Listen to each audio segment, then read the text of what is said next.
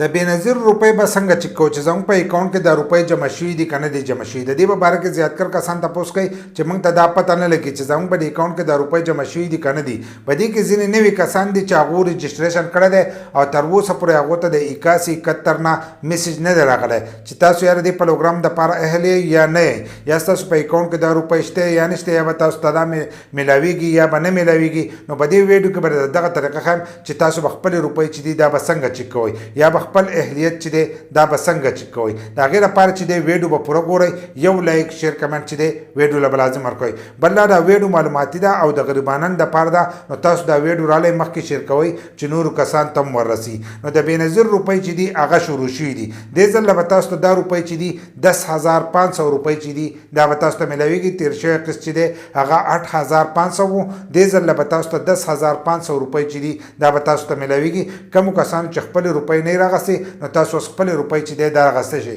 خو دې ځل به زیاتکر داسې نوي کسان چې هغو ته به دا روپۍ میلاویږي لکه کم نوي کسان چې دي نو هغو ته به دا 10500 روپۍ چې دي دا میلاویږي ځکه زموږ سره چې کم کارت دی او هغه موږ چک کوو نو هغه هم د نوي کس دی لکه هغه مخکې رجسټریشن کړی دی او هغه ته چې دی اوس راغلی دی په اکاونټ کې چې دی د هغه روپۍ چې دي دا جمع شوي دي نو دې سیټ ته به تاسو ته دا سکرین ریکارډینګ چې دی دا به تاسو ته ښکارېږي دا کوم ویب سایټ چې موږ کولاو کړی دی نو د دې ویب سایټ لینک چې دی دا به زموږ د ویډیو په ډسکرپشن کې پروت دي زیاتکر کسان خو به دا ویب سایټ چې دی دا پیژني خو کم کسان که دا نه پیژني نو تاسو به ځئ یوټیوب ته او دا ویډیو به هلته کولاوئ د دې په ډسکرپشن کې چې دی دا لینک په تاسو ته میلاویږي که کم کسان په ټیک ټاک کې یا دا ګوري یا په فیسبوک کې ګوري نو تاسو په یوټیوب کې مظلوم یار سپیک چې دی دا به سرچ کوئ او دا ویډیو به ځان سره کولاو کوئ نو تاسو ته به دا لینک چې دی د هغې په ډسکرپشن کې میلاو شي نو تاسو بیا د هغه ځای نه چې دی خپل شناختي کارت چې دی دا چک کولی شئ نو په دې کې دوه خانې دي په دې یوه خانه کې چې دی تاسو به خپل شناختي کارت ورکوئ او په دې بله خانه کې چې دی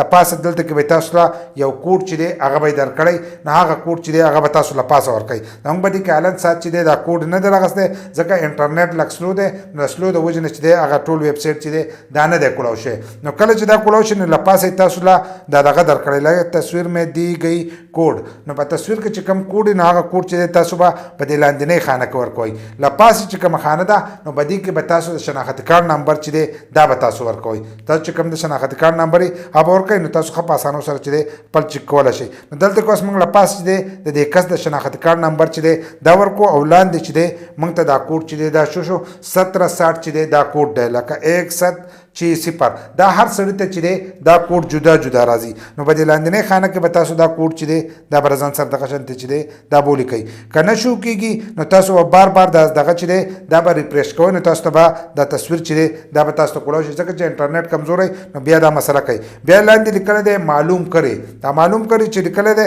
نو دا به دغه شانتې ووایي چې دا څنګه تاسو ووایي نو تاسو به راتلونکی مخ چې دی هغه به کولاو شي نو په هغې کې که ستاسو روپۍ نو تاسو ته به هغه روپۍ شو شي که روپۍ پکې نه نو تاسو ته به وایي چې تاسو د دې پروګرام دپاره چې دی اهل نه بل دا چې دغه ځای کې به یې لاندې تاسو ته دام لیکلي زیاتکر کسانو ته راځي د رجسټریشن په باره کې نو دغه ځای کې به تاسو ته دام لیکلي چې تاسو دوباره رجسټریشن چې دی دا وکړئ ستاسو چې نږدې کم د بېنظیر دفتر دی نو تاسو ته به لیکلي چې هلته لاړ شئ او هلته کې خپل رجسټریشن چې دی دا وکړئ نو کوم کسانو ته چې دغه لیکلي نو تاسو به خپل رجسټریشن چې دی دا به لازم کوئ که دغه یې ونه کړو نو بیا به تاسو ته دا روپۍ چې دي په راتلونکي وخت کې به نه میلاویږي نو که دلته کې تاسو وګورئ دې کس ته دلته لیکلي دي چې ستا 10000 روپۍ دي که تاسو به دې لږ وخت کې نه راغستې نو خپلې روپۍ چې دی دا راواخله او لاندې ورته به د سرې لیکلو کې لیکلي دي چې ستاسو رجسټریشن چې دی دا شوی دی لکه ستاسو اندراج چې دی دا شوی دی نو دا نوی کس دی د ده په اکاونټ کې چې دی 10500 روپۍ چې دي دا جمع شوي دي نو تاسو خپل اکاونټونه چې دي په دې طریقه باندې